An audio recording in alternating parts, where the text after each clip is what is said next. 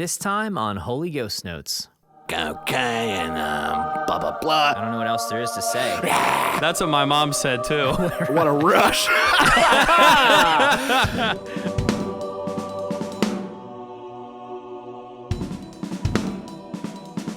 Hey, what's up, guys? This is Tim and Matt, and you're listening to the Holy Ghost Notes podcast.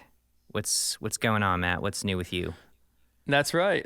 Well, funny enough, we just tried to record this, and my furnace turned on in full transparency, so we had to start over. So that's the most recent thing that's going on, just fighting the uphill battle of making sure you've done everything you need to do before you start recording. So I'm sorry, Tim. My apologies. It's okay. My fault. Matt 0, Tim 1. There's just so much that you have to do, man. So much. To get ready for these podcast recordings. And sometimes I forget about the dumbest thing, which is the furnace that kicks on. And you're talking about something heartfelt. You know, I think you were about to talk about something that, you know, impacted you about Andrew's episode. And all of a sudden my furnace is like... It's like Home Alone when Macaulay Culkin goes down in the basement and his wood stove furnace or coal furnace kicks on, and it's like this monster scene, you know? Yeah. That's what my furnace sounds like when we're recording a podcast. Yeah. Any other time it's like a soft rumble in the background, but when we're recording a podcast, it's like this explosive. Because everything's so quiet, almost too quiet. And yeah.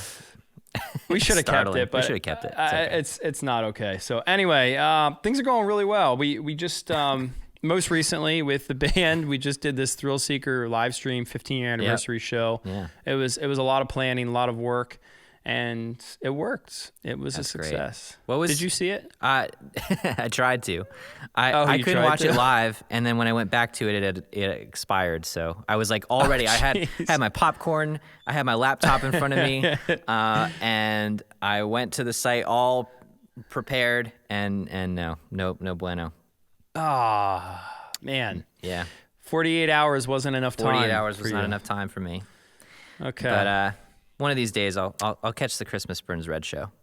There you go. Yeah. That's coming up December 12th.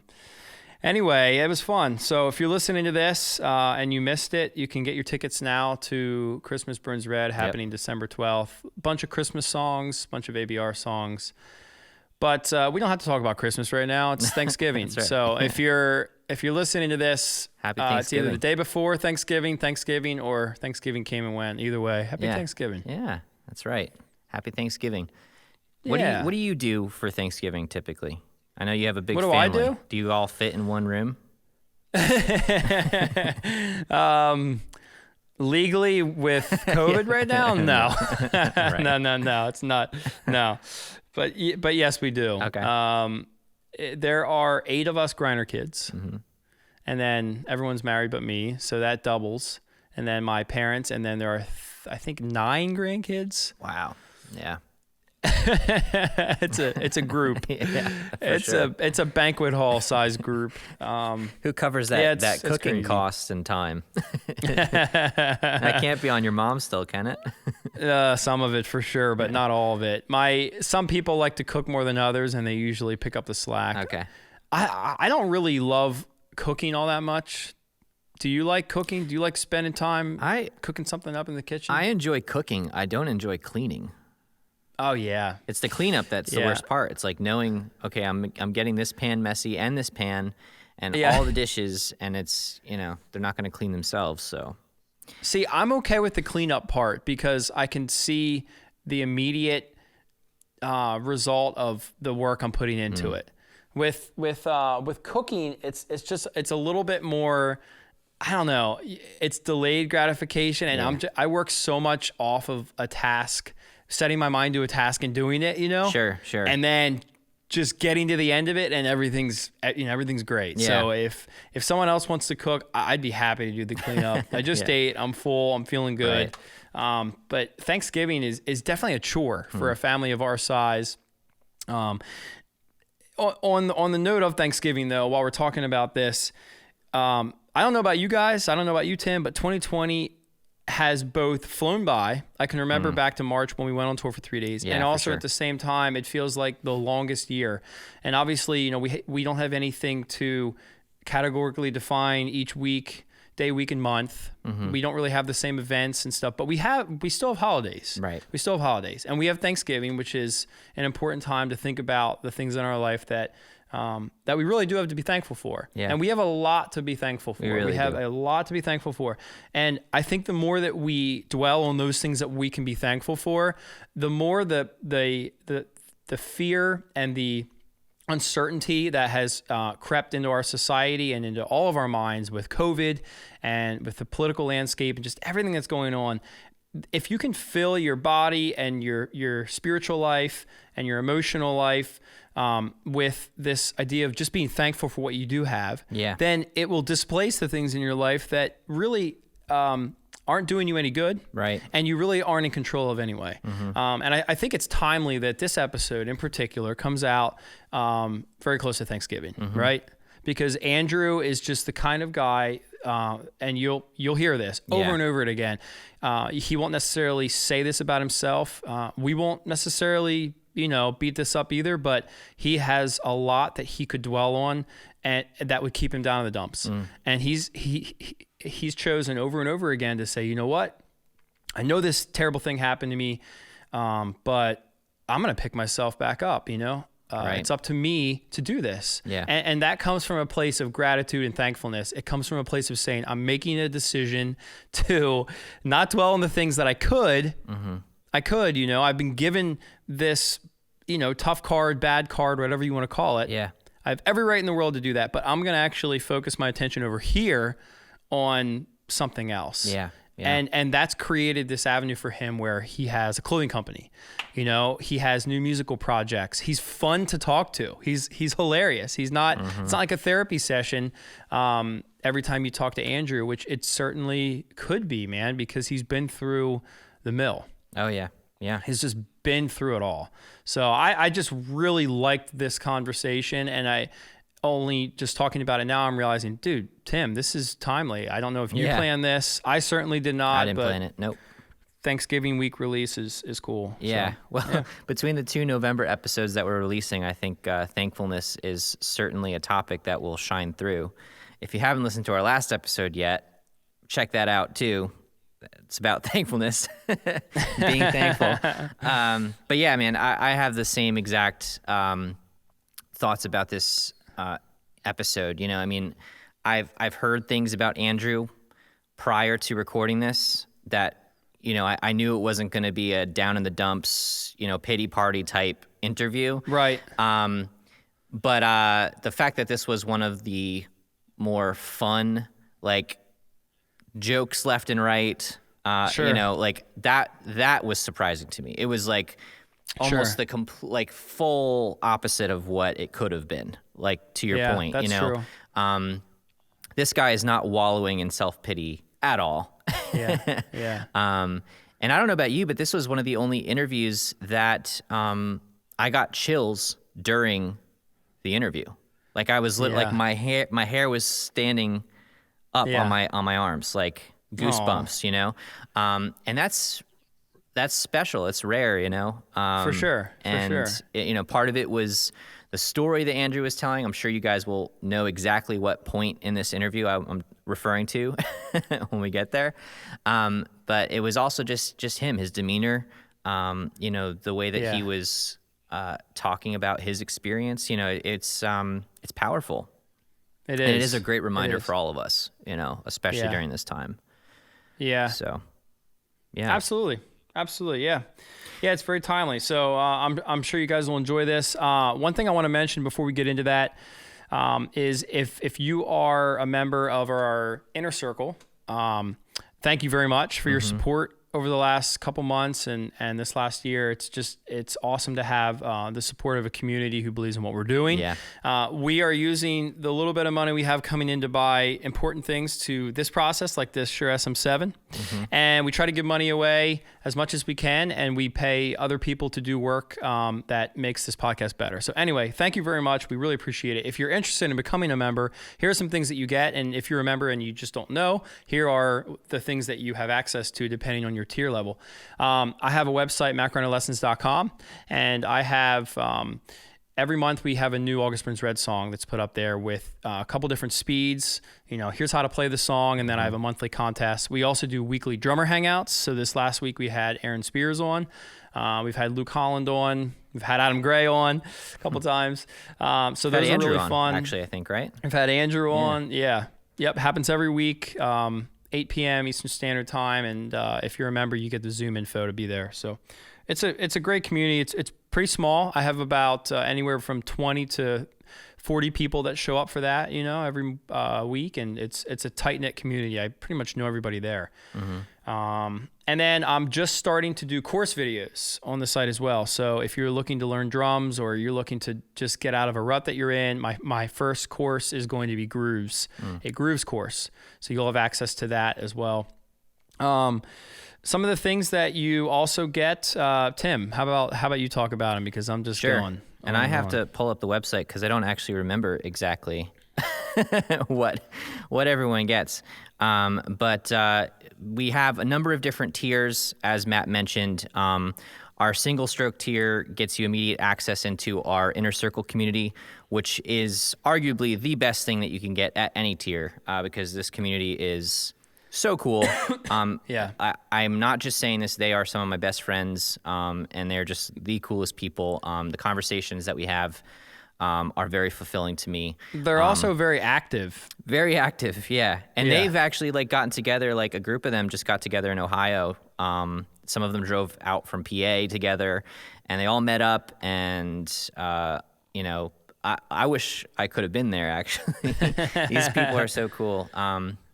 So shout out to all of you who were a part of that. So at the very first tier, if you just want to, support us, be a part of what's going on, you get access into the community. You get some swag that we'll send to you right off the bat. You'll get a shout out on the episode, which I'll do a couple shout outs here in a few. And you get listed under our supporters on the website. If you go to our double stroke tier, you get everything in that first tier. You also get some additional merch and an anniversary gift after a year. You also get immediate access to our drum lesson library. This is separate from MGL, or Matt Greiner lessons. This is, we have a number of lessons from Adam Gray and a number of lessons from Jonathan Thomas. And they range from beginner to advanced skill levels, and you get immediate access to that if you sign up at our double tier. Then at our triplet tier, you get immediate access to Matt Greiner lessons. That's the big thing there. You also get access into our monthly giveaways, and those have been pretty cool too. HGN merch. I think this month we're going to be giving away something from TakeBack, which is Andrew's company. And you also get a personalized thank you note from Matt and me, which is pretty cool. It's not that cool, but it's pretty cool. Pretty lame, but you get it. For those of you that are crazy enough to do the Ghost Note tier, you get, again, everything that's in the previous tiers. You also get a pair of sticks. And if you're a Ghost Note tier member for 3 months, you can actually come on the episode for a short little interview. So we actually have 2 of you who have been at the Ghost Note tier for over 3 months, and we'll be getting you on episodes pretty soon, I hope. It's great. So good stuff. So it's really, if you're looking to support the podcast or just be involved in a way that's more than just listening, that's the best way to do it. Like Matt said, the money goes towards getting the gear that we need to be able to keep this going and keep raising the quality. It goes to our video editors for releasing these episodes on YouTube. It goes towards our expenses for distribution. Websites cost money to maintain and manage and host. We just put out some new merch. Go check that out, shop.theholyghostnotes.com, some hoodies and some T-shirts. So it pays for all that. And then we also like to just give back. So every month we give a portion of our earnings to a cause that we kind of decide on in the inner circle. And it's been cool because it's bigger than this podcast. It's, we're making a difference. So, if you're interested, check it out, patreon.com/holyghostnotes. And if you're not interested, no worries. No pressure. What a rush. All right, you guys ready? Yeah. Andrew from The Ghost Inside. Check it out. Enjoy. Enjoy.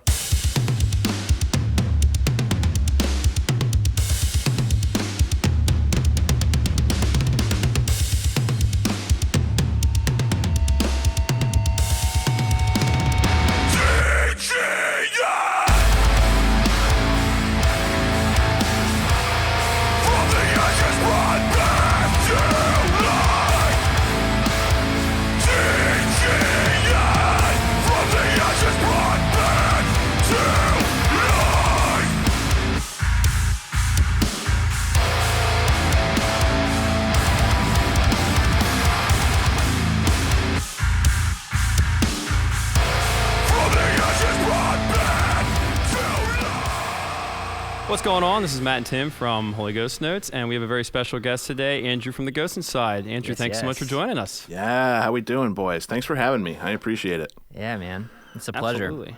It really is a pleasure. I'm down. This was kind of last minute, like all of our podcast guests, so thank you for making time. I know you have a lot going on. Yeah. I really don't. it's totally fine. Yeah. I honestly, I've been doing some podcasts and Twitch stuff with people, and it's been making my days much better. Something to do, like, an event today. Yeah. So I enjoy it. I enjoy having chats with my buds. So. Yeah, so do we. Nice. Yeah. That's cool. That's what we're all about. I want to start off by talking about your clothing brand. Called TakeBack. Tell us about that. Yeah. So I actually had the idea for this pre-COVID. I just approached one of my best friends I grew up with. I've known him since I was 3 years old.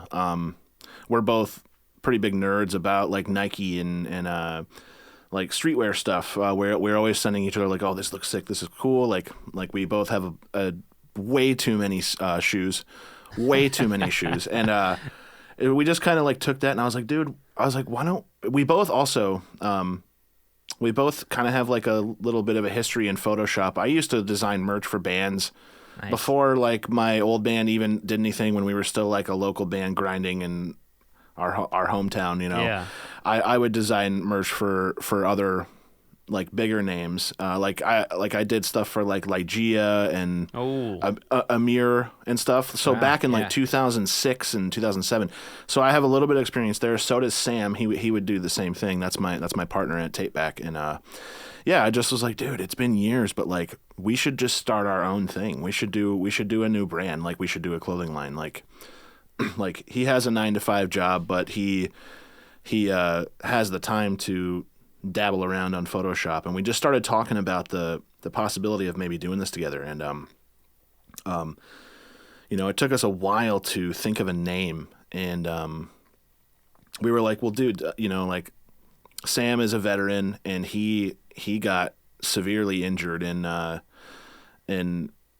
over in Afghanistan, and he was medically discharged, and he has some lifelong complications, but he's still kicking. And he's got a bad hip, and he was discharged, but he's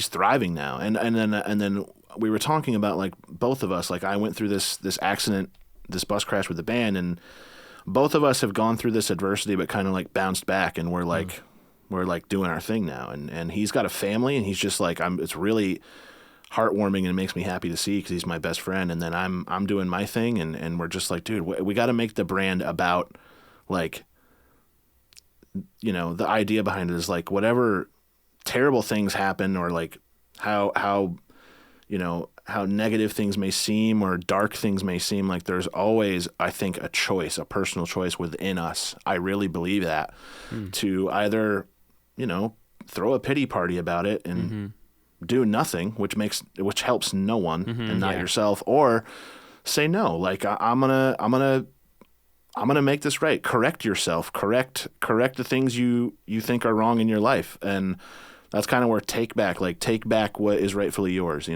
Take back your life. Don't settle. You got to go out there and work for it. Nothing's gonna just fall into your lap. You have to work for it. So take it back. And if that's kind of like our our idea behind it, and I love that, we mix that idea as a lifestyle with like our favorite things about, like, you know, we like that streetwear kind of stuff like Nike and all that, and you know, just aesthetically we're going for stuff like that, and it's just a fun, awesome thing that we really believe in, and we've been working on it all year. And then, you know, the pandemic happened, and that put a real halt on everything. We had like just gotten ready to do a launch, and then this happened. And jeez, when it first happened in March and all that, when it was really bad, March and April, you know, we were getting our suppliers saying like, all your stuff like is like manufactured in China, gets sent here, printed here, but like they're not sending stuff. So like stuff got put on hold for a while, and then eventually, a few months after we were gonna launch the brand, we were able to get some. We just did kind of a pre-order thing where we had the store up for a week. You pre-order, and then we printed that stuff for you, and that was successful, and that was great. And then it just kind of like that happened. It was looking good. We're like, let's work on the next one. We wanted to do a summer thing, and then all that stuff happened again, and it was just like, it's been tough, but right now we have more samples I think they should be showing up on my doorstep next week, and then after that, once we make sure the quality's good, we're gonna put up the store again. Man, that's so awesome. How's the response been so far? It's been great, dude. Yeah. I've been trying to make sure that I do what I can, even through formats like this, of letting people know like that it's more than just like a clothing brand that looks cool. Yeah. Like it's truly like the idea behind it is what I think is special about it. And I know, like, there's so many clothing brands that have like the positive, uplifting message, but like myself and my buddy are two guys that are proof of what we are preaching. You know, so, I would say so. I think you guys have some credibility, and people need to take a serious look at you know what it is you're trying to say based on what you've literally survived in two different ways. So how can people find out about this if they're interested? Yep. So we're on Instagram. We're on Twitter. We don't really haven't used the Twitter or Facebook much, but we're on both. It's just, you know, while we're still in the very, very baby steps stages of this whole thing. Mm-hmm. So like we are most active on Instagram right now, and it's just at TakeBack Brand, all one word, no underscores or nothing. At TakeBack Brand across all socials, and TakeBackBrand.com. Right now, the store is down because we currently have nothing in stock. But once that goes back up, you'll be able to purchase everything there. But for the time being, you can go to TakeBackBrand.com and join up on our mailing list. And people that sign up for the mailing list get like kind of the first sneak peek at like what's going to launch, when's it going to launch. You get to see like designs before anyone else does, before we post them, and stuff like that. So that's just that's all we have going for now. And we're just we're kind of doing what we can and working with what's going on in the world. Okay, so let's do this, Tim. Let's pick a winner for the month that this comes out, and let's buy either a T-shirt or a hoodie or something from TakeBack, and we'll gift it in whatever size they are. 100%. So Sick. We'll do that for this episode.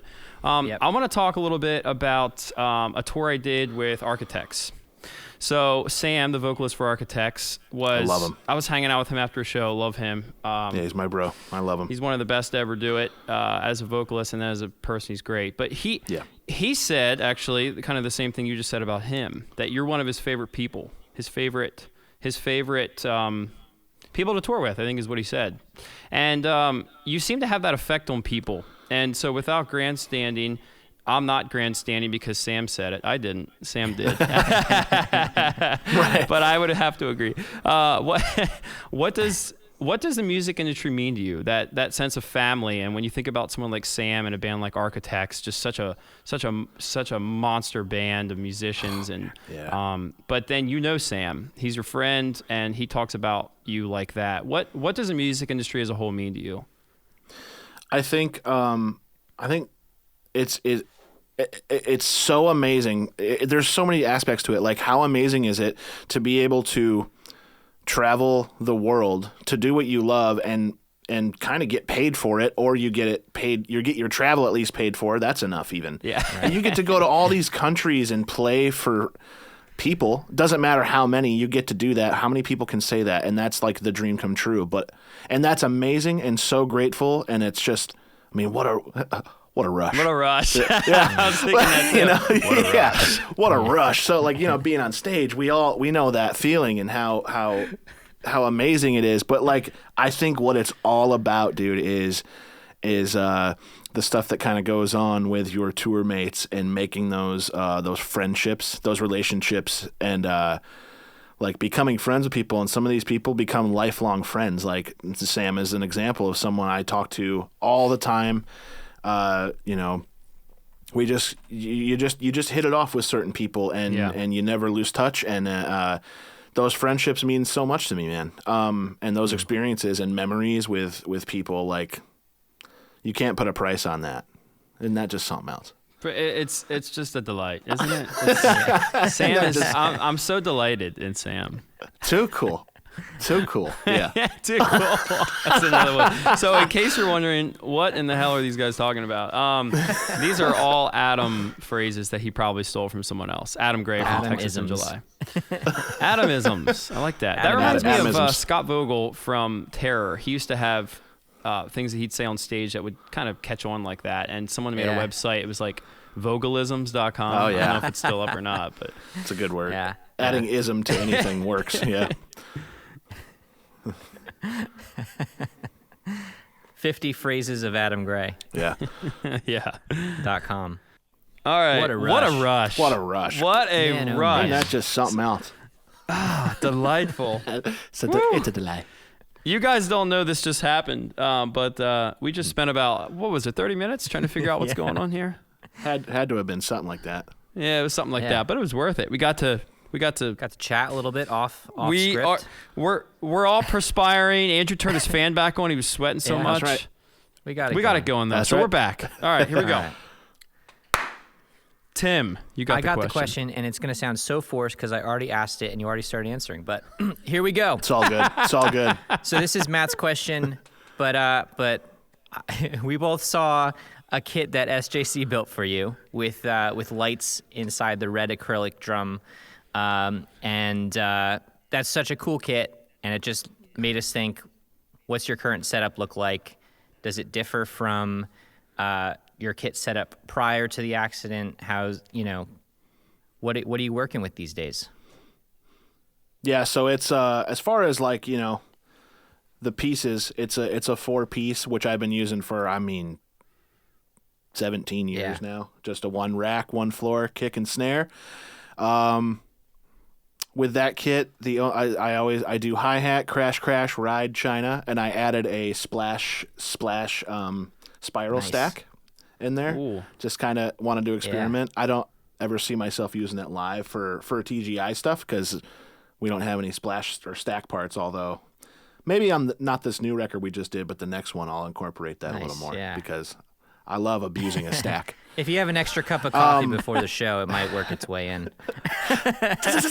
Yeah. But other than that, other than my device I use to play now, it's the same. And that kit SJC did, like my kit that I use on tour, which is probably still my favorite kit, it survived the accident, not a scratch on it. And I even used that for our comeback show in Los Angeles, that same kit that was in the accident. So that's the band is based in, it was in Los Angeles for years. Now most of the band's in Las Vegas. That's where all our gear stays. And even growing up at home, I never really played drums off tour because I didn't have like a setup to do so. So I would always play guitar more. But the drum, so SJC was cool enough to actually, they just for free made me a very bare bones, like just natural birch or I don't know if it was a birch or maple kit. No finish, just bare bones for me to practice on while I was recovering and doing my rehab and my outpatient therapy at the hospital I was going to. They just made it for me, sent it to me. Jeez. And they're just like, there you go. And then it came time to get a kit just to squeeze into my parents' basement at home. And I was like, I've always wanted an acrylic kit. I've toured with a lot of drummers where I've watched them play, and I'm like, acrylic kits are so just loud and snappy. And I was like, I want one. So that's what I had them do. And I went with that classic ruby red. I just think it looks super nice. And that other company, they're called Drumlight. They hooked me up with those lights, and it's exactly what you would think. It's just an LED strip you stick on the inside.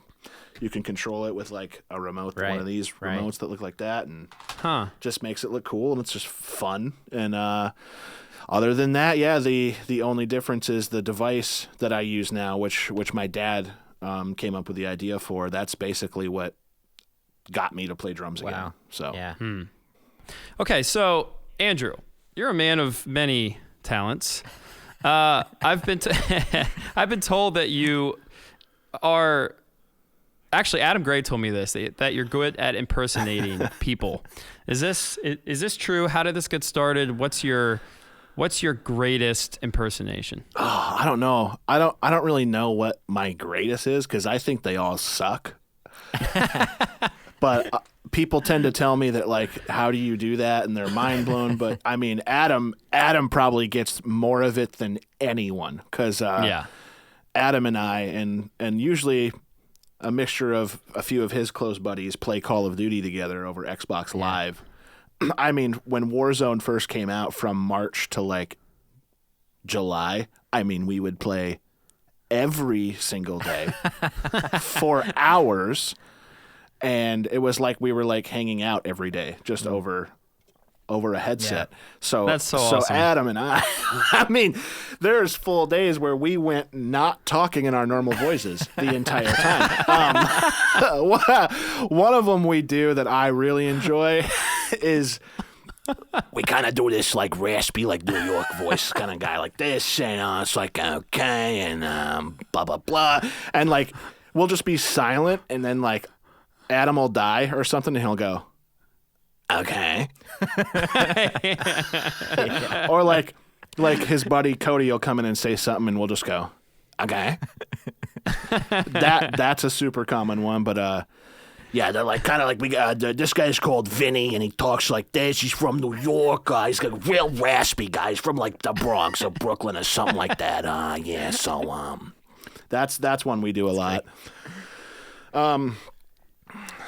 A lot of people tell me I have a decent Australian accent. So it's just like you talk like this. You say, like I was filming earlier in my GoPro. So they do their long O's.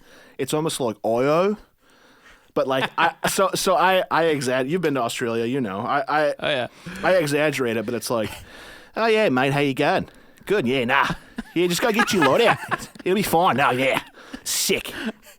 He's a fucking legend. So there's that. I mean, I don't know where it started. When it started, I've always been a fan of comedy heroes growing up. You know, Adam Sandler, Chris Farley. A lot of the Jim Carrey, who's an impersonation guy and body humor guy. I mean, those guys. I grew up idolizing them and doing impressions in the lunch line in school when I was a kid and stuff. I just always, it was just always a fun thing. I don't know. I enjoy not taking things too seriously, and I like to make people laugh. So, man, I do it every chance I get. I think that lends itself to what we were talking about earlier, which is, why someone like Sam from Architects would talk about you like you were his best friend, even though you guys live far apart. I don't know how often you guys talk, but your sense of humor, especially if you know your story, if you know what you went through, what you endured, what you overcame, I mean, it speaks right into your clothing brand. The fact that you're able to laugh your way through situations now and not live in this, to your point, place of self-pity and, woe is me, it just speaks volumes to how you can go through life dealing with adversity and still find a way to laugh about stuff. So as you're playing Call of Duty with Adam, you just gave us sort of a window into what it would be like to be a fly on the wall. Who's better at the game? Adam is insane. Yeah. He's the man so can do everything, good, dude. Yeah. We'll be sometimes we'll be playing like if we're playing just like multiplayer and not Warzone, because Warzone we're like SEAL Team 6 zoned in, like enemy left, ping him, yep, down left, cool, downed, cracked. We're like, can you be quiet? We're full blown like into it. But when we're doing just like multiplayer and stuff, sometimes we'll be so zoned out we're not talking, and Adam will just come in with that voice and go, "Yeah, I have about 50 kills." So I'll just go and look. I'll just go look at the scoreboard, and he's got 50 kills, and it's just like, yeah, he's insane. He's one of those guys that's just I think he's just probably good at probably anything he wants to do or try, and it's severely frustrating. But you love, but yeah, you love it. You love him for it, and he's just so insanely talented. You know. Yeah, he really is. Well, okay, but you play drums, which, of course, everyone knows if they like the Ghost Inside or have followed your career. But you also play guitar, which I kind of knew. But in the shot that we had before this, when I saw a bunch of guitars in the background, and you play keys and you do some ghostwriting. So talk about your musical career professionally, and also how did you get started with everything, musically speaking? Yeah, so, I mean, I guess it has to stem back to growing up, you know, in small town Michigan, where I was raised, and my mom and dad, huge music fans, and we're always kind of like pounding Van Halen and the Beatles and Paul McCartney Wings into our heads, me and my brothers as kids, and you know, I'm sure that's how I kind of developed a love for music, which exposed me to other things, and you know, I grew up.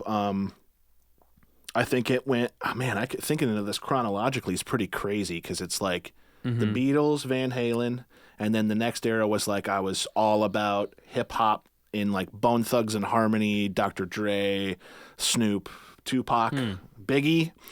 Huge, like that's a huge chunk of my life.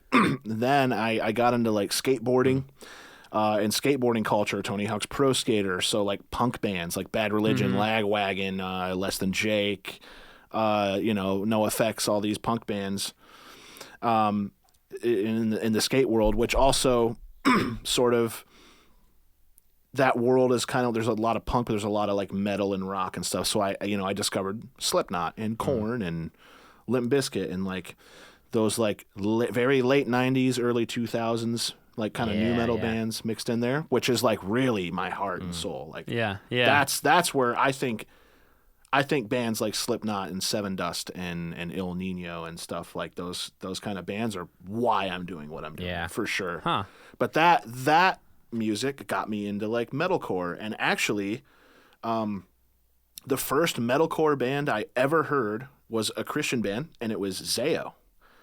And the first time I ever heard Zayo, I was like, oh, they're satanic.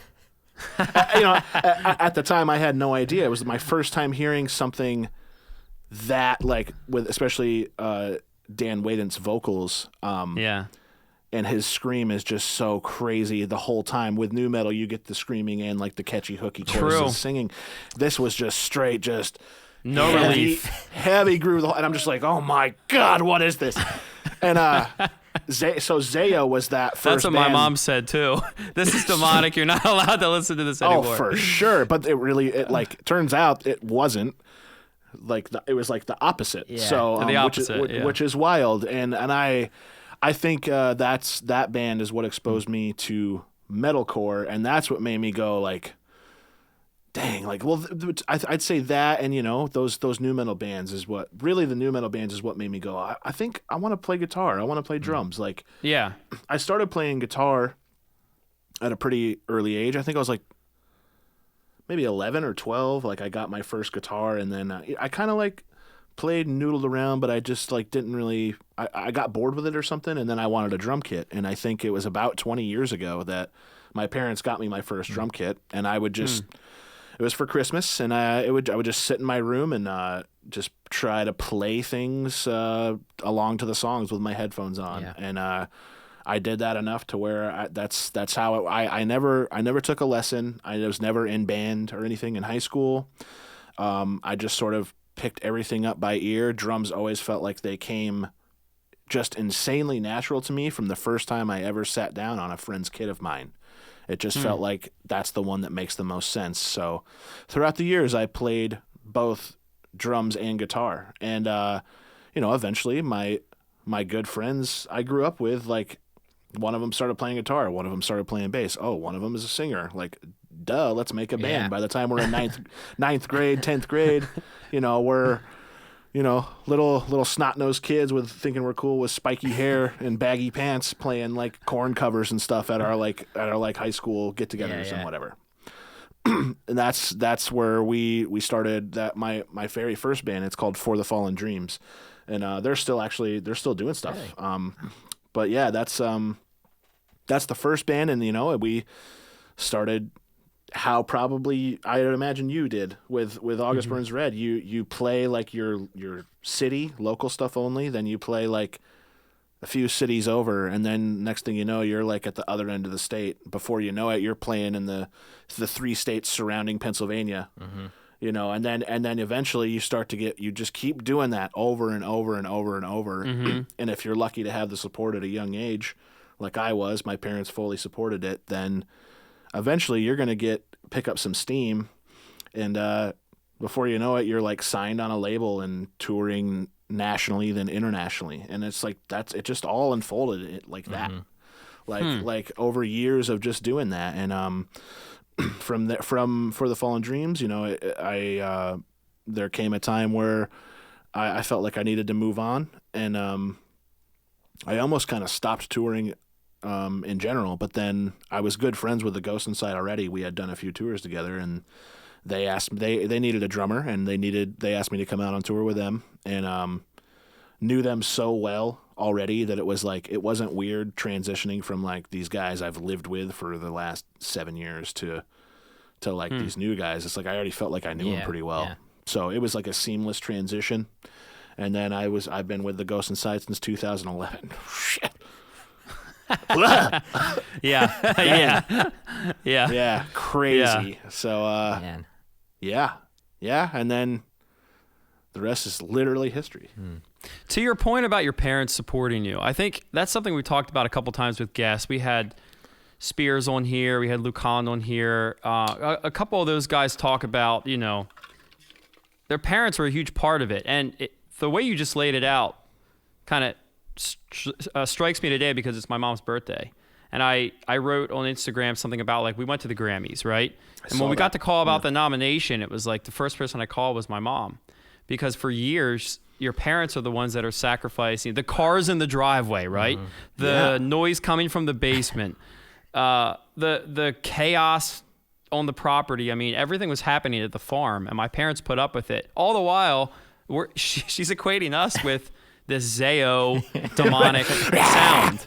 My son is in the band that I told him not to listen to. Oh my gosh, could it get any worse? Oh yeah, now he's practicing in my house. So talk about what do you think,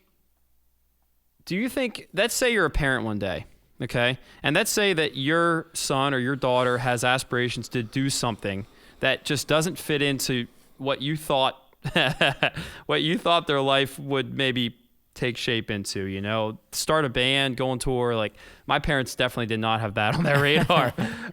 Right. So what do you think it takes to be someone like your mom or your dad who's willing to say, you know what, I don't get this, but I'm going to support it and try to help them get to where they want to be?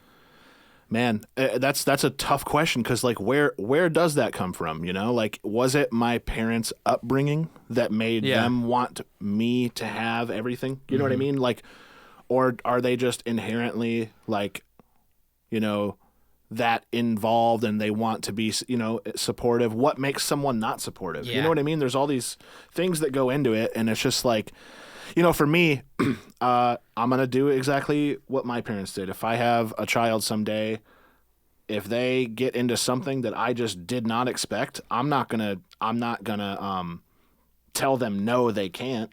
There's no sense in that. Like, I think you should always support your children, I think, with what they want to do, because doing the opposite is going to make them probably cause you a lot of problems, for one. Yeah, and they'll probably do it anyway. They'll have more motivation. And they'll just do it anyway. To do it. And then resent you. I wouldn't want my child to resent me. So I would do it and support them within reason, and, be a parent and monitor what's going on and make sure it's cool and closely look at it. But really, really try to involve myself with what they're doing, and I would try to make sure to do my best to get interested in what they're interested in as well. I think. I like that. I think that's how I would approach it. But I mean, yeah, I don't know where it comes from. Like, I don't know. I'm very thankful. I don't know why my parents. I did my first tour the month after I graduated high school when I was 17 in 2005. They let me get in a van and go tour to, like, I think at that time it was like we went to like Florida and back, and we're gone for like 2 weeks, and they let me go. Yeah. 17-year-old kid, like, that's some trust that they let me do it. And then that's what made me get the taste of the tour life and go, I want to do this. Yeah. Like, this is what I want. So, wow. Yeah, I think you hit the nail on the head with, you want to become interested in what they're doing. And I think a few years ago I heard that if you love, this is in regards to marriage, if you're married, you love someone, and if they like something that you don't, you learn to love it because they do. And 100%. That stuck with me, because it's like, if I love Tim as a friend, and he's into something that just I couldn't care any less about, it's like, well, I really liked him. And so because I liked him, I'm going to try to see what he likes about that thing. And I think we can all learn a lot from that.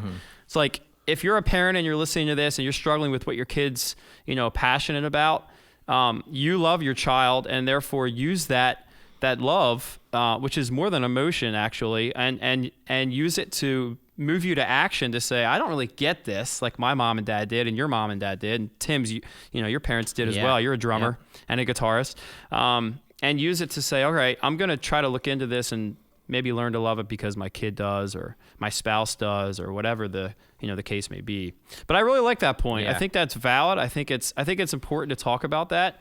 And without our parents' support, we wouldn't be here. We wouldn't be doing this podcast, because I wouldn't know who you are, and you could care less about who I am. I'm just some dude that wants to do a podcast with you.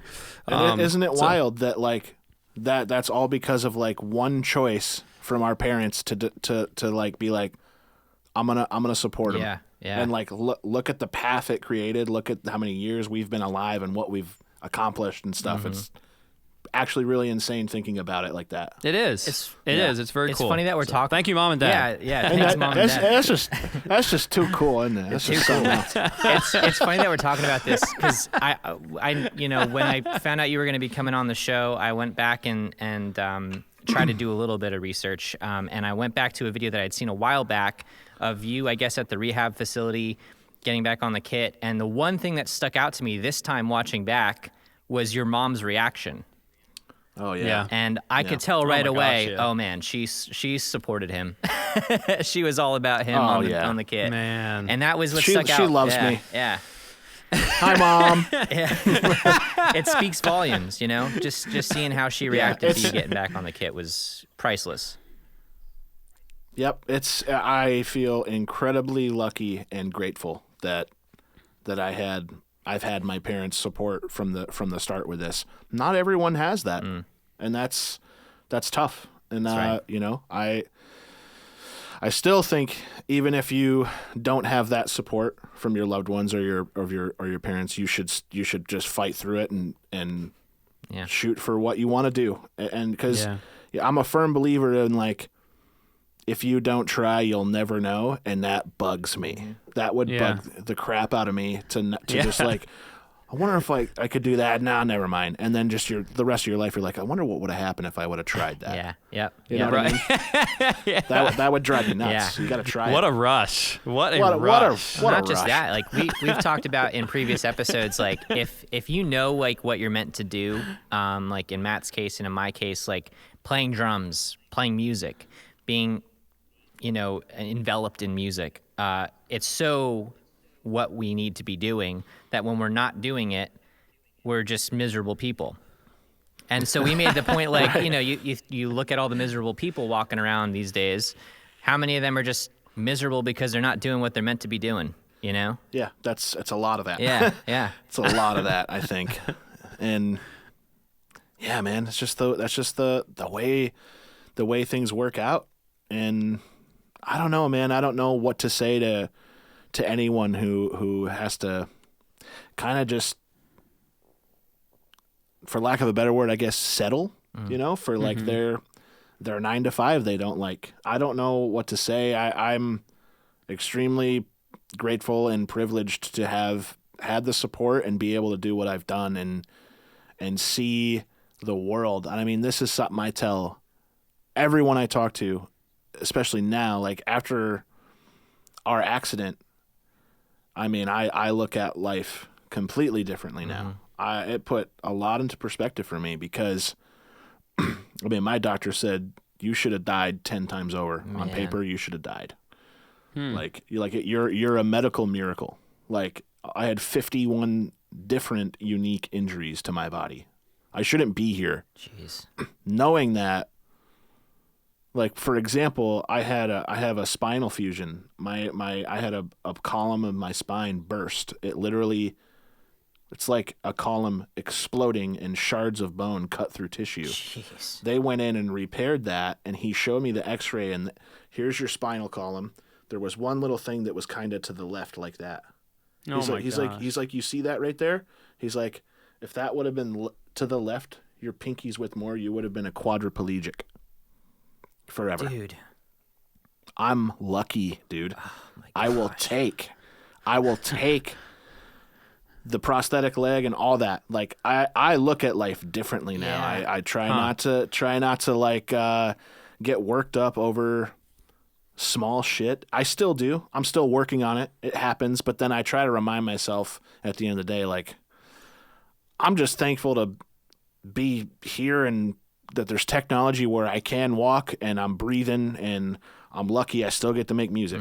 Like, I just try not to take anything for granted anymore. That's one thing I don't know why I went off on this tangent. No, that's awesome. But yeah. That's crazy, dude. And there's not, I mean, people in your situation could just as easily and justifiably think the complete opposite. Absolutely. Like, this sucks. You know, I would understand. I got dealt a shit hand, you know, but like you're taking life and you're doing everything with it. It's awesome. Yeah. I think that's the choice you get. This is another thing I talk about a lot is there's two choices when you're faced with some sort of crazy life altering thing. And the one is we talked about earlier. One is wallow in self-pity and do nothing about it. Two is never look back and figure it out. Suck it up, sack up, and figure it out. Yeah. Like that to me is the obvious choice. Yeah. That's kind of like what the clothing line idea is behind. It's like that. There's sentiments of that in there, and I don't know. That's just what I think. But like you said, yeah, like you know, if what happened to me happened to someone else and they chose option one, I get it. Yeah. I get it. Like. And everyone copes with things their own way. And I think as long as it's not harming yourself or someone else, cope with your shit your way. Because it's important. I even think stuff like this is super helpful. Therapy, talking to people. Yeah. Just talking and venting to anyone. Don't you guys feel good after you do that when you're having a rough time? Like, and you just vent to your friend. That's why we or your still family. do this like, podcast. It's amazing. Yeah, you feel great. Absolutely. I know I'm gonna have an incredible day just after chatting with you guys. Like, yeah, just feels nice to talk. About stuff. Likewise. I'm so glad to have you as a friend, and I'm so glad that you've been able to learn what you have through this experience. You know, when everything happened, we were on tour, and I was in the front lounge of the bus with JB.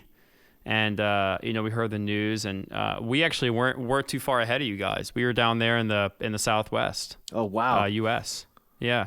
Where we were just at? in Texas. I think we had just moved on from Lubbock or something.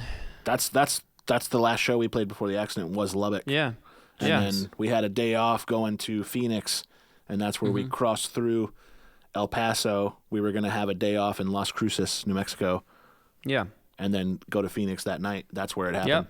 So we were in the I same remember area. that. Yeah. I remember that. JB and I were in the front lounge of the bus, and we heard the news, and I just remember saying to JB, "Oh my God, this is as close to home as it gets. We're traveling in the same type of bus on the same roads, doing the same thing, and those are our friends. And all of a sudden, this I think for a while you sort of build up this idea that what we do makes us invincible. Like we have the best drivers, they're experienced, our routes are laid out well. And, but there are certain roads in the country that everybody knows about are a little bit more dangerous than others. And they're the one-way roads, there's maybe two lanes. Yeah, where there's 2 lanes. You got traffic this going like this, and not to mention, we're in this gigantic long metal bus. You're like, well, we'll be fine. It'll be a fender bender if anything happened. No, we found out the hard way. Yeah, like I thought the same exact thing all the years we toured in a bus. Man. Like, oh yeah, we're good. Yeah, so it hits so close to home. You're thinking there's 200 miles of a whole tour where you have that kind of road. 200 miles, no problem. It's a 15,000 mile tour, 10,000 mile tour, no problem. Yeah. And so that really shattered our idea of we're invincible. Nothing can happen to us. Yeah. And obviously we love you guys as a band. We love you guys as dudes. And we're just so glad that, God was looking over everyone that day. I truly believe that. I'm just so glad that you're here to talk about it. And we can learn a lot from what you have to say. You're a person with the credibility to say it. Mm-hmm. More than I talk about things I've gone through. Man, I feel like we should just go back and delete our archives. Right?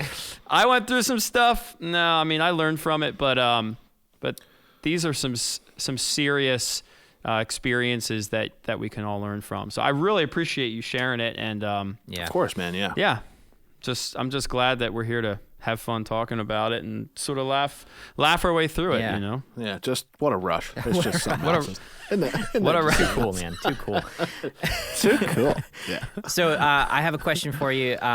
You touched on it briefly for a second, but your comeback show, July 13th, 2019, sold out in 4 minutes, right? Talk a little bit about that show. I know some other band members flew in to be a part of it. What was that experience like? Dude, it was... What a show. What a rush.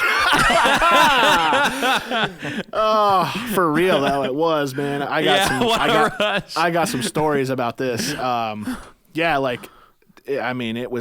was like a movie, dude. It was like a Hollywood movie. Yeah. I mean, it was first of all, we're like, oh, I bet it'll sell out in like a week or two for sure. And then it sold out in a few minutes, and we're like, everyone thought the site was broken, and our manager was like, no, they're gone. The tickets are gone. We're like, whoa. How many tickets? Well, that was 8,000? That was 5,000 because it was inside. So we're like, let's do more. Yeah. And we instead of inside the shrine, we moved it to the parking lot outside, which added 3,000 more tickets. That's right. Those 3,000 tickets sold the next few days. I forget how many days after we put those tickets up, but those sold out in a few minutes as well. Jeez. So it was I think it was around 8,000 people that showed up. My gosh. And in this big parking lot. So it basically it looked like Warped Tour, It was like that. Yeah. It was like that for you guys. Yeah, it was just in a big parking lot like Warped Tour was, and like our merch off to the side and had the whole thing. And the production. This was the first time our band got to do pyro and sparks and whatever crazy huge rock star lighting rig and all this crazy stuff. And it took a long time to figure out. Hi, doggy. It took a long time to figure out the drums and like I said, the device was the first step, and then getting those triggers. I think the triggers I use are a Russian company called TakeBack, and Matt. And have you guys you're both drummers? Have you seen like laser trigger system? I've seen it, never used one. So Trick has one where the laser, I think, points at the side of a pedal, and there's this. I don't know exactly how theirs works, but TakeBack, it's like it's like a little box like this, and it looks like a D drum trigger, and it clips onto the top of your kick. Yeah. But from here, there's these two notches, these two nozzles with a laser pointing out of each, and the top of your beaters have this reflective tape that the laser sensor. So once the laser beam, you see a red dot on this tape, it passes this threshold. It goes. Okay. So you could literally tap like this, and that's. Yeah. Right, and so right, And like for me, that was pretty essential. That's your best impersonation, dude. Your best impersonation is the kick drum trigger. Right. With just a little tiny flick. So yeah, like that was essential for me because I wasn't able to acoustically get as much power as my actual leg. I until I lost my leg, I didn't realize how much of kick drums are ankle. Huh. All the dexterity and everything is your ankle.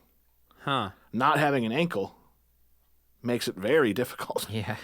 and I only have, a little bit of limb left. So like I can't dig into a kick drum acoustically like I can on my left. So I was like, it's going to sound like weak and then loud, and that sucks. Like, so I found these triggers that solved that problem for me. That makes I'm still playing those notes and it's getting equal velocity. Yeah. Out through front of house. So that fixed that. So, man, that's cool. So we had practices. It was very, very nerve-wracking. We had a lot of technical difficulties in the week practice before that show. We were like, are we going to be able to do this? Should we cancel it? What's going on here? Yeah. So I can only imagine you have all these tickets sold, all this anticipation. Pressure. I can't wait to see you guys play. This is going to be so sick, so emotional. And you guys are like, shoot, we have to learn these songs. Yeah, we had after this traumatizing experience. Yeah. And then how are we going to do this? Yeah, we just relentlessly practiced for like 2 weeks before, and then by the end of the last practice, we're like, oh, we're fine, we're good. Like let's rip a gig. Finally. So then the whole day of the show, I wake up and I'm like, I'm just like so nervous. I was lucky enough to have my girlfriend there, and she was so incredible and supportive and like calmed me down and like brought me back to earth and was like just essential in keeping me calm. Plus my family and all my friends were there, and it was a disaster. I flew Adam out for it, and I saw him for maybe a minute and 35 seconds. Jeez. Because it was crazy. There was too many people backstage to see, and everyone there like was people flew out from home that I hadn't seen in 15 years. Like unbelievable. Like, and I couldn't see anyone. So like, or I couldn't see everyone possibly. So like, just after all that, the anticipation. Yeah, we did have some friends fly out. We had Cody from Wage War, and we had This Wildlife, and we had Tom and Jesse from Straight from the Path and Stick to Your Guns. Did Jake fly out for that? I feel like Jake flew out. Man, maybe. It feels like it's been a long time. I feel like Jake might have flown out for it, but I'm not sure of that. But either way, there were a lot of people that flew out. They were supportive and it's just possible, so excited to see you. Yeah, like A Day to Remember were on tour and like they were in Canada, had a day off, used that day off to fly to Los Angeles, came to the show, and then flew back to their tour just to see it. Yeah. Like so Jake may have been there, and I may have not seen him and not even known it because there was too many people to like see and thank and say hi. Yeah. But the whole it was the sun went down, and it was the PA music was going. We were getting ready to go on, and we all are just in our trailer like crying and hugging. And I had this moment with my dad where like he was like standing across the parking lot, and he just looked at me and I looked at him. We both just start crying. Like we just felt this crazy thing. And then, I have this crazy memory of Jim, our bass player, like kind of curated the playlist on Spotify for the PA music that was going to play before the song. He's like, everyone, like our tour manager came up and was like, okay, Bohemian Rhapsody is going to play, and then you guys are going on. So when you hear Bohemian Rhapsody, like it's time to get up on stage, prepare all this. I have to go up there before everyone, take off my leg because I play without my prosthetic leg on. So I had to go up on stage, sit down. We have a kabuki drop, so no one can see me up there yet. And I have to go up there and make sure I'm good to go. So I'm up there. This is I wish I could give you some sort of visual, but through this big banner on the front of the stage, I can see 8,000 people, and they're all singing along to Bohemian Rhapsody. And I'm just looking up like just taking deep breaths, and I look at my band on the side, and they're all just like, I'm getting chills just just I'm thinking getting about chills it, dude. hearing it from you, man. And it was just like, when that song playing in the background, it was just like this epic ass moment, dude. It's like, I'll never forget that. And then the sample started, our intro started, and there we go. After a block of 2 songs, I was like, oh yeah, this is my job. Jeez. No big deal. This is what was I worried about? This is what I do. Yeah. Crazy. Dang. Yeah, it was unreal, man.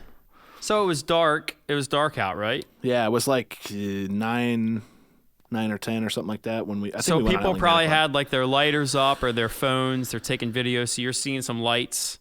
Out in the crowd as well. And the way the shrine's set up too, what a cool venue. It looks kind of like a palace, if you could imagine, like almost like Hershey Kiss looking tops with like the needles coming up, like a and palm trees lining it. So there was, and with the lighting, it just looked.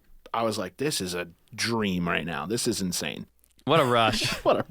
Too cool. Man, I just can't imagine what it would have been like to sit there and see 8,000 people through a curtain that's one-sided that you can see through. It's like a one-way mirror. It's so unbelievable to think about everything you guys went through, and then there you are sitting at your kit after all of it, getting ready to play, and then 2 songs later you're like, oh yeah, I got this. Yeah. I totally get that feeling when you feel like you can't do something and then you start doing what you were born to do and you're like, oh yeah, no problem. Why did I ever doubt myself? Oh man, it was like the most weight you could possibly think of lifted off my shoulders after we played Avalanche and Unspoken back to back, and then like stop, Vigil starts talking, the crowd's doing their thing, I'm swigging water, I'm like, yeah, I'm just at work again. That's it. And then all this weight, like the prior 3-4 years of like uncertainty and what ifs and like, I don't want to do this, no, I wanted all that stuff gone. And like we proved to ourselves that we can do it, and to whatever capacity we're able to, and we ended up playing again right before COVID earlier this year. It was mid-January. We went back to Australia. That's like it's a long home away from home.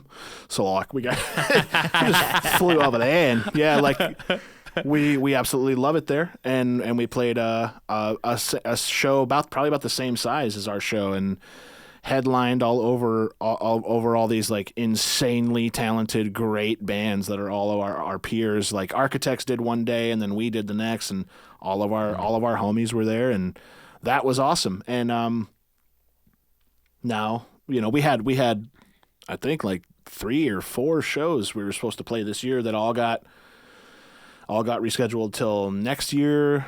Who knows? It could be 2022 or what. I don't know what's going to happen, but for now, the format we're going with that works for us is doing these kind of like one-off. Yeah, we're only going to play like a couple times a year, maybe, because full-blown touring, the logistics behind it with like the accommodations, it's not even just me too. Some of the other guys that were badly injured, like we all need these kind of specific accommodations, and the logistics behind it is kind of a nightmare. I would like to try it someday. If the other guys were willing to go on a full tour again, I'd love to try. And I'm not saying yes or no to that. So we're just going to keep doing what we're doing right now this way, and see where we go from there. So what can if people are listening to this and maybe they don't know too much about you, what can they look up online on Instagram? Who can they follow? What can they follow? What can they listen to sort of catch up on what you're up to these days? Oh yeah, so that's a good question. We just did this podcast, this series, and it's 5 episodes. Nice. It's called Defiance, and this guy Peter McCormick from the UK, really really good dude. He approached us. I think it was like maybe April or May. Okay. And he did a individual kind of this setup with every one of us, members of our family, friends of the band, and made this audio documentary via podcast with like it's like scored with music, and it's put together like insanely well. So if you look up Defiance podcast, I think it's defiance.news instead of .com. You can go and find it, and it's called 1,333 Days, The Incredible Story of the Ghost Inside. And I believe it's 5 episodes. And that is probably the spot at the moment to go if you're curious about our story and don't know much about it. I would recommend going and listening to that. You're going to find out a lot on there. Yeah. What's the significance behind 1333? That is the number of days from the day of the crash to the day of the show at the Shrine. Okay. Wow. 1,333 days. Wow. Yeah. Man. That's so also go check that out. That's definitely going to be worth a listen if you're not familiar with what we're talking about, what we have been talking about the past 20 minutes. Yeah. Yep. That's also that's the opening track on our new record. It's just called 1333, and that's the amount of days from the crash to the Shrine. And our record, this was actually some of the other guys' ideas, was to start the record with just drums. So our record starts with, you hear me kind of sitting down at the kit, you hear me like chick the hi-hat, you hear the click of me picking up sticks, and then it's just this like kind of beat to start the record, and everyone's like, dude, how powerful would it be to start the record with like, you know, Andrew's back playing drums again? I was like, we're back. Cool. It's a cool idea. That's so cool. And to call it that. That is a cool idea. With how many days? Yeah, just really cool. Our new record came out June 5th, and so insanely proud of it. I know every band says this about their new record, but it is by far my favorite Ghost Inside record. And yeah, I know it's difficult times in the world right now, so not as many people are focused on music, rightfully so. But if you have time and you want a little bit of release and you enjoy heavy music or music in general, go check it out. Just Ghost Inside, self-titled. It's out now. That's great. And your Instagram is at Andrew. At Illgrip. Illgrip, yep. Yes, that's it. I was thinking name basis here, but that's not correct. ILLGRIP. It's a great follow. Tim actually just started following him, so you won't be too far behind. You got a new follower. That's just too cool. Awesome, dude. Well, thank you so much for coming on the show and for sharing everything like you did. I got chills numerous times. Yeah, me too. So thank you for that. Absolutely. And yeah, everybody check out Andrew on Instagram. Check out the Ghost Inside, and make sure you check out TakeBack clothing. Right? Check TakeBack Brand. Yes, TakeBack Brand. Yep. Yeah, and I appreciate it. Thank you guys for having me on. I love doing this. I'm down to come back whenever you want. Just say the word. Sweet. I'm all about it. I love it. Up on that. I love it. I think we have a lot to learn from you. I know I do, and I know our listeners will get a lot out of this. So thank you so much for your time. Yeah. Dude, no problem. Love to do it. Isn't that just something else? It really is. What a rush. What a rush. I hope Adam listens to this. Too cool. That's just too cool. What a rush. Delightful. That's just a delight. I think I like that. Peace. All right, later. All my life, I've been waiting for something that never came. It never came, but I'm still singing.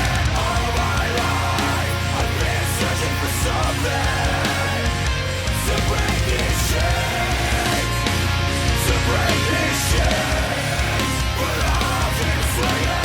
Okay, great. Thank you so much, Andrew, for coming on Holy Ghost Notes. Yeah. It really was special having you on here. As we said before in the lead up to this episode, it is very timely that we had someone like you, someone like Andrew, someone that has been thrown into the fire. We've talked about that a lot on this podcast. Someone who has endured a lot of hardship, and has a decision to make. And maybe you're in a position like that in your life where you're going through something difficult and you're really not sure what to do with the card that you've been dealt. There's only so much that I can say. There's only so much that the people around you can say. At the end of the day, when you're laying in bed, when you're sitting alone, when you're working through these things, it's going to be ultimately a decision that is up to you to make. A decision where you have to say to yourself, am I going to sort of wallow in this for the rest of my life. I have reason to. I have reason to. This is not fair and this is tough. Or am I going to say, you know what? This difficulty happened. This challenge faced me, and I'm going to face it straight back. I'm going to stare it down. I'm going to put my head down, and I'm going to just take one step. And you know, one thing as I was thinking about this episode is sometimes the only thing that we can do is just do the next right thing. And I think, funny enough, that's a Frozen 2 line. But man, I was just about to say, I'm not going to be the first to admit it, but yeah. As a kid, you're hearing that, and it's just like, it's a song that you're going to sing as a little 4, 5, 6-year-old. Yeah. But I took my niece to go see that movie, and I don't know, I guess it stuck with me, but either way, it's just a great way to say it. Just sometimes all you can do is do the next right thing. Make the next move, no matter how small it is. And I think Andrew made enough of those small moves over time that it's so noticeable. But in the moment, it's probably not the most noticeable thing to see someone like that making a little move in the right direction, making the next right step, taking the next right step. But over time, it's compounded into this big decision that you've made ultimately to say, you know what, I'm going to pick myself up and do what I can. And make the most of this. And so we just really appreciate Andrew coming on here and sharing his story. And what a rush, man. It was delightful. Truly a delight. Yeah, man. I can't say it better than you did. That was a perfect summary of what this was. I love when I finish out an interview and feel like I've gained a friend. And that's what this conversation was, and it was special. I'm always going to remember it. Yeah, guys, go check him out. He's got an incredible clothing company, TakeBack Clothing, and so go check that out.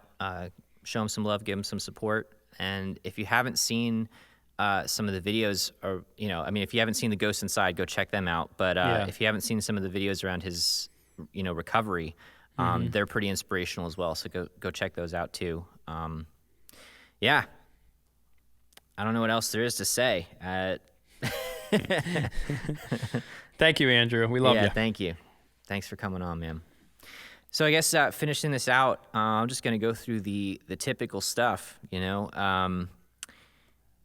If you're on Instagram or Facebook, social media, give us a follow at Holy Ghost Notes. We do a Groove of the Week every week. So use the hashtag Holy Ghost Notes on your drum videos for a chance to be featured. And if you have any questions or concerns or thoughts, hit us up, Matt and Tim at theholyghostnotes.com. A number of you have been doing it, and I've been loving the comments and the thoughts that you've been giving. It's been awesome. Additionally, if you're looking for some more resources or continued conversation, check out our blog up on theholyghostnotes.com. It's called Peace Devotionals, or Peace Devotions, something like that. And we've been going through the book of Mark, and it's been pretty cool. So check that out if you're interested. And I have a couple new shout outs to do real quick for our Patreon. Inner Circle. So, that's right. Welcome to the Inner Circle to Darius Glass and Andy Dodd.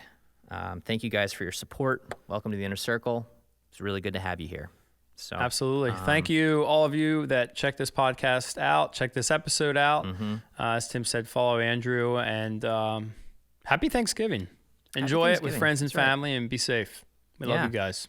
We love you. What time is it, Matt? Well, I'd have to say it's probably that time. That time. You ready? I'm ready. Peace.